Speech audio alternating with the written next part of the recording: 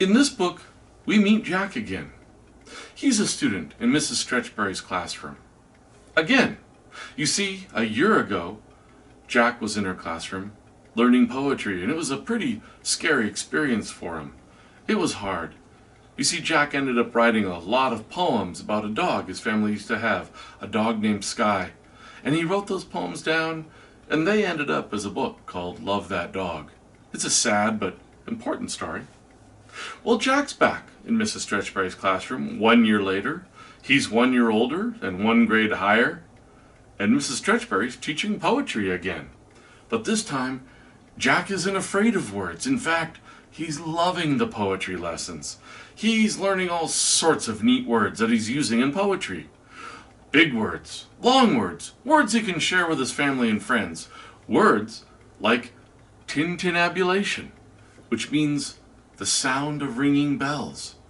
If you've ever walked down the street and you've heard a fire alarm bell go off or a church bell ringing in the distance, you've heard tintinnabulation. He's learning about words like onomatopoeia, which are words that sound like what they mean, like pop or bang or zip. Those are onomatopoeia. Jack's learning all these big words and what they mean and enjoying every minute of it, but he is still having a very rough year again. Jack does truly miss his old family pet, his dog named Sky, the one that was mentioned in the other book. But this year he's facing another challenge. Jack is getting attacked. Every single day, or at least quite often, when he arrives at the bus stop to come to school and comes back to the bus stop after school, he's getting attacked and injured. But not by a student, not by someone the police or the teachers can show up and say, "Stop doing that."